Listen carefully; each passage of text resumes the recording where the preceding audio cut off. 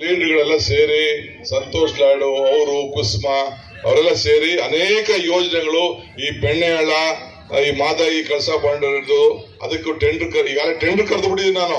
ಅವ್ರು ಪರ್ಮಿಷನ್ ಕೊಡ್ತಾರೋ ಬಿಡ್ತಾರೋ ನಾವಂತೂ ಮಾಡುವೆ ಅಂತ ಟೆಂಡರ್ ಕರೆದು ಬಿಟ್ಟಿದ್ದೀನಿ. ಈ ಬೆಣ್ಣೆಹಳ್ಳ ಅಭಿವೃದ್ಧಿ ಬಗ್ಗೆ ಅದು ಕೂಡ ಈಗಾಗಲೇ ಮಾಡ್ಬಿಟ್ಟಿದೀವಿ. ಸೊ ಎಲ್ಲ ಮಾಡಿ ಬಜೆಟ್ ಎಲ್ಲ ಸೇರಿಸಿದ್ವಿ.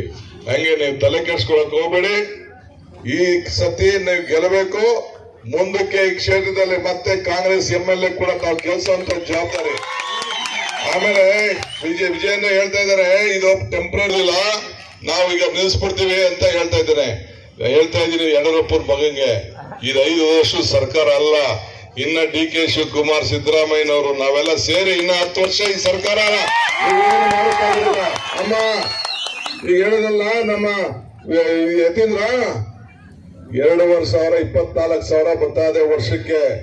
ನೆಕ್ಸ್ಟ್ ಕಾಂಗ್ರೆಸ್ ಸರ್ಕಾರ ದೆಹಲಿಯಲ್ಲಿ ಇವನ್ ಪಾರ್ಲಿಮೆಂಟ್ ಕಳಿಸಿ ಕಾಂಗ್ರೆಸ್ ಬಂದ ತಕ್ಷಣ 1 ಲಕ್ಷ ಬರ್ತದೆ ಅಂತ ಹೇಳಿಲ್ವಾ? 1 ಲಕ್ಷ. ಯಾವ್ದಾದ್ರು ಮಾತು ಬಸವಣ್ಣನ ನಾಡಿನವರು ಕೂಡೋದು ನುಡಿದಂತೆ ನಡೆಯುವಂತವ್ರು ಯಾವ್ದಾದ್ರು ಒಂದು ಪಾರ್ಟಿ ನೀವು ಇಷ್ಟೇ ಕೇಳ್ಬೇಕು. ಆಮೇಲೆ ನಿಮ್ಮ ಎಲ್ಲ ಅಕ್ಕಪಕ್ಕದ ಮನೆಯಲ್ಲ ಬಿಜೆಪಿ ಓಟ್ ಹಾಕ್ತವ್ರು ಇದಾರೆ, ಅವ್ರು ಕೇಳ್ಬೇಕು. ಫ್ರೀಯಾಗಿ ಬಸ್ ಹೋಗ್ಬಿಟ್ಟು ಅಂತಾನೆ ಅವರು ಎಲ್ಲ ತಗೋತಾ ಇರ್ತಾರೆ. 2,000 ತಗೋತಾ ಇರ್ತಾರೆ. ಅಕ್ಕಿ 10 ಕೆಜಿ ತಗೋತಾ ಇರ್ತಾರೆ. ಫ್ರೀಯಾಗಿ ಕರೆಂಟ್ ತಗೋತಾ ಇರ್ತಾರೆ. ಉಪಕಾರ ಸ್ಮರಣೆ ಮಾಡಬೇಕು, ತೀರ್ಸ್ಬೇಕು ಅಂತ ಎಲ್ಲ ನೀವೆಲ್ಲ ಬಿಜೆಪಿ ಹೇಳ್ಬೇಕು. ಅಷ್ಟು ಮಾಡ್ತಿರ್ತಾನೆ ಏನಪ್ಪ ನೀವೆಲ್ಲ ಏನೇನು ಮಾಡಬೇಡಿ. ಅವ್ರಿಗೆ ಹೇಳಿ DK ಸುರೇಶ್, DK ಶಿವಕುಮಾರ್, ಸಿದ್ದರಾಮಯ್ಯ ಏನು ಮಾಡವ್ರೆ ಈಗ ಎಲ್ಲ ಏನ್ ಮಾಡವ್ರೆ. ನಾವು ಮಾಡಿರೋ ಕೆಲ್ಸಕ್ಕೆ ನಮ್ಮ ಯತೀಂದ್ರ ಹೇಳ್ತಾ ಇರೋದು ನಮ್ಗೆ ಕೂಲಿ ಕೊಡಿ. ಯಾರಿಗೆ ಕೂಲಿ ಕೊಡಿ? ನಮ್ಗೆ ಕೂಲಿ ಕೊಡಿ ಅಂತ ನಮ್ಮ ಮಡ್ಲನ್ನ ನಿಮ್ ಮುಂದೆ ಹಾಕ್ತಾ ಇದ್ದೀವಿ. ಅಷ್ಟು ಮಾಡಿ.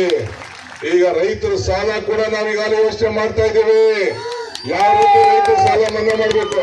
ಇದೇ ಸಿದ್ದರಾಮಯ್ಯ ಪದ ಸಾಲ ಮನ್ನಾ ಮಾಡಿದ್ರು ಇಲ್ಲೋ? ನಮ್ಮ ಸಂಯುಕ್ತ ಸರ್ಕಾರ ಕೂಡ ಮಾಡಿದ್ರು ಇಲ್ಲೋ? ಮನಮೋಹನ್ ಸಿಂಗ್ ಇದ್ದಾಗ ಮಾಡಿದ್ರು ಇಲ್ಲೋ? ಹಂಗೆ ಏನಾದ್ರು ರೈತರ ಬದುಕಿಗೆ ಏನಾದ್ರು ಅನುಕೂಲ ಮಾಡ್ಬೇಕಾದ್ರೆ ನಾವು ಮಾತ್ರ ಸಾಧ್ಯ. ತಾವು ದಯವಿಟ್ಟು ನಮ್ಗೆ ಸಹಾಯ ಮಾಡಬೇಕು. ವಿನೋದ್ ಅಷ್ಟೇನ ಪಾರ್ಲಿಮೆಂಟ್ ಕಳ್ಸಿಕೊಟ್ಟಿರ್ತಾನೆ. ಎಲ್ಲರಿಗೂ ನಮಸ್ಕಾರ. ಬೋಲೋ ಭಾರತ್ ಮಾತಾ ಕಿ, ಕಾಂಗ್ರೆಸ್ ಪಾರ್ಟಿ ಕಿ. ಆಮೇಲೆ ರೈತ ಸಂಘ